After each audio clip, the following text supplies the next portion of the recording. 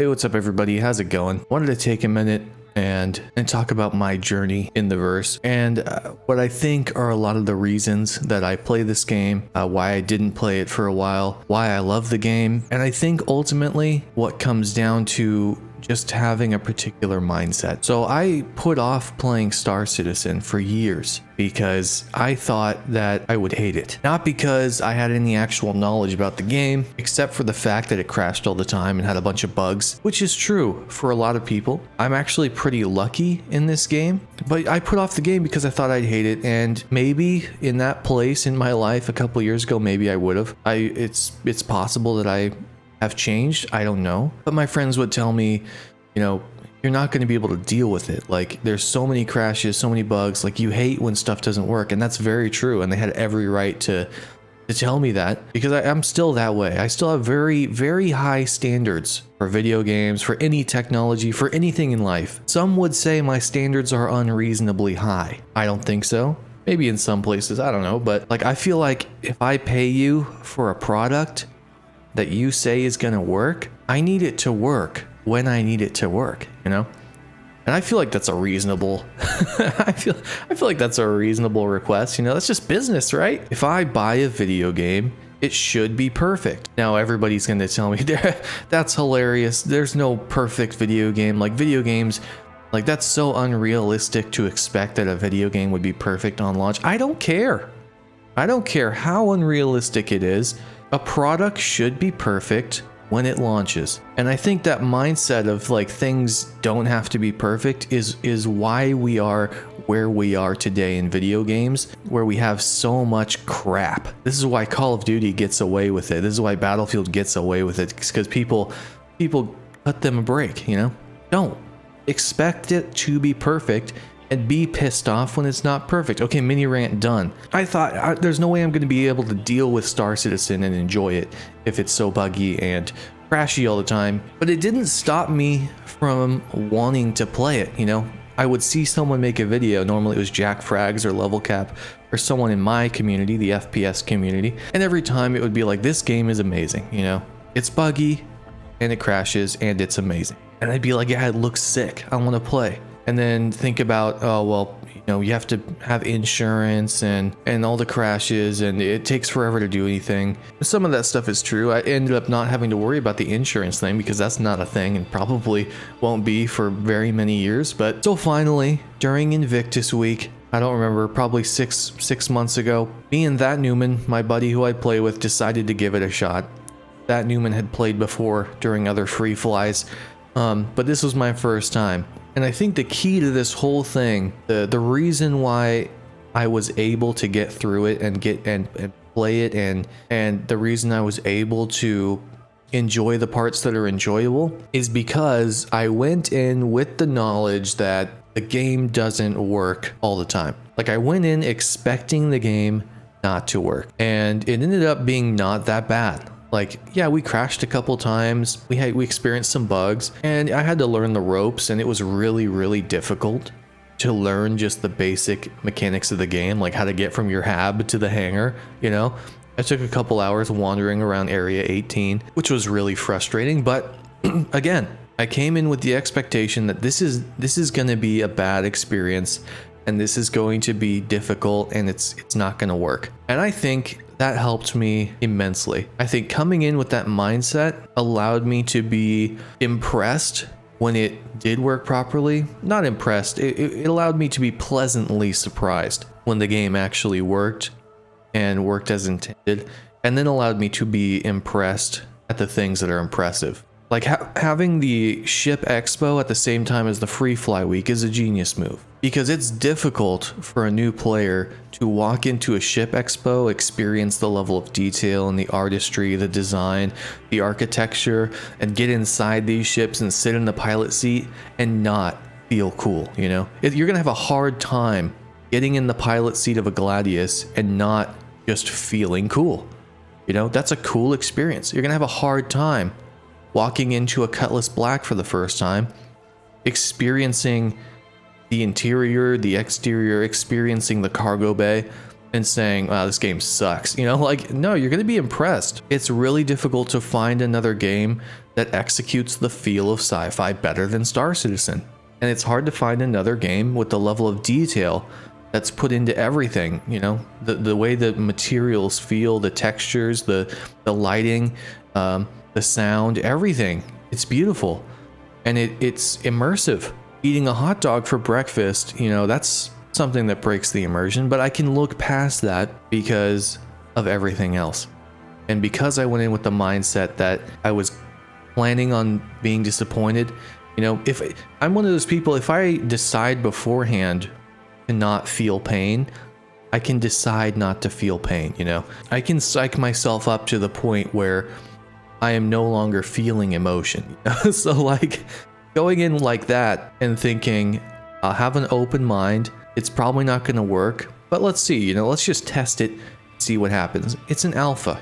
That's what we are. We're testers, the technical sense. So I ended up having a great time over a couple days of flying around doing different missions and realizing it's actually not that hard to play this game. At first, yeah, it's super overwhelming and you got to get the flight mechanics down. But after a couple days, you know, you start having fun. During these free flies, you know, obviously the devs are going to do what they can to get you to pledge and stay playing the game. And it totally worked on me, you know. You realize the dedication that they have, you know, you realize everything that's going into the game. And you also experience the community. And the Star Citizen community is one of the most welcoming communities I've ever seen. You know, you don't get that playing Call of Duty, and you don't get that playing Apex Legends. You know, it's an immediate difference when you transition from FPS only games to a game like Star Citizen that does have an effect. The community does have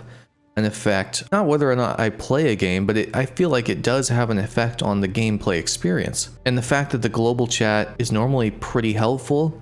You know, of course there's toxic people in this game, and of course there's gross people who are, you know, probably pretty deplorable in real life, but the ratio is what it's all about. You know, the ratio from good people to bad people in Star Citizen is much different than the ratio of good people to bad people in, you know, say Call of Duty. And part of that is because Call of Duty's player base is, you know, what, billions, the entire world, and Star Citizen is relatively small compared to other games. It's growing every day as we speak, and as the Star Citizen community grows, it probably dilutes the community quality as well. I think it also comes down to the type of person who is playing Star Citizen versus the type of person who's playing Call of Duty. And I'm not saying that if you play Call of Duty, you're a bad person. I would be calling myself a bad person at that point because I love Call of Duty. I am an FPS player. So anyway, the community welcomed me and accepted me, and that was super cool to see.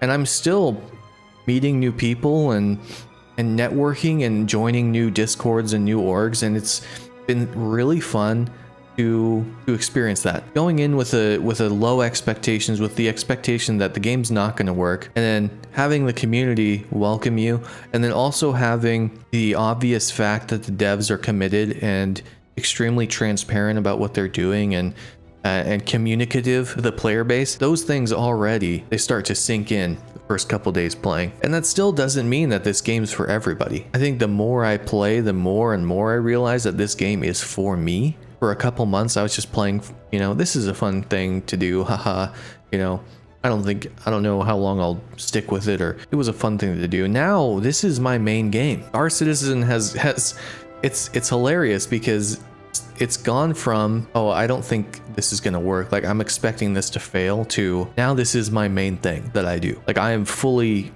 committed to this game and where it goes. So we started out in Invictus Week and we did all the different missions.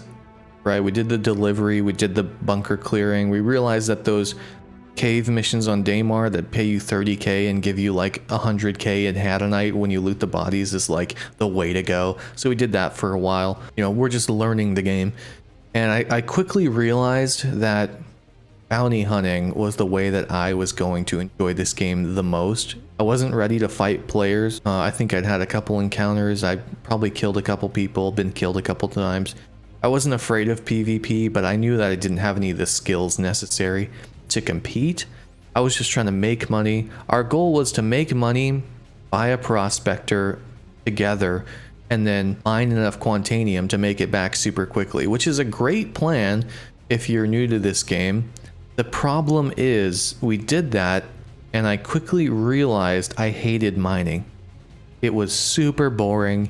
It was extremely buggy and it really frustrating, but I had to make enough money to get Daniel his share of the prospector. So as soon as I made $1 million, I gave it to him and then quit mining. And then started bounty hunting. That's all I did. I pledged an Avenger Titan and started bounty hunting. And that's really what I found that I was most interested in, because I think it has the highest skill ceiling in the game, because there's a lot more to flying in this game than any other mechanic, both mechanically and mentally, at least in the current state of it. And I felt like I can make money, build up the reputation, and also get better at a skill. So that was the thing that I started doing. And that is the thing that I still do to make money in this game. And it's the thing that I think hooked me the most. Out of all the things that I've listed, space combat was really freaking fun. Even on mouse and keys, being a light fighter pilot is what I am in Star Citizen. Doing other things is fun every once in a while, and I get down with every aspect of the game, but flying a fighter is the thing that's most interesting to me. And I wish I would have figured that out sooner so I wouldn't have wasted all the time that I did on doing other things. I never would have bought a prospector and wasted 2 mil if I had known that. I could have bought an arrow with 800 grand. And it's all hindsight at this point, but that's the entire point of this video is me looking back. What would I have done differently? How did I get where I am? So naturally, now that I'm looking back in hindsight, I think if I were to start this game fresh again, what would I do differently? Well, first of all, my first ship that I buy would be an Arrow or a Gladius. I wouldn't waste time doing anything else. I would buy a Pisces. I would pledge a Pisces. I would go out and start doing bounties.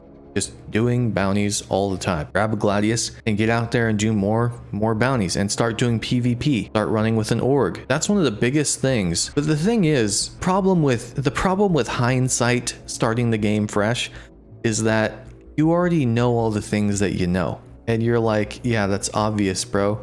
But what I mean is you've had the experience and you've like where you are today, just like life, right? Where you are today is a product of where you've been before, whether that's been a good experience or a bad experience. And if you like where you are today, you can't really wish that you would have done something different, because that would change who you are and where you are.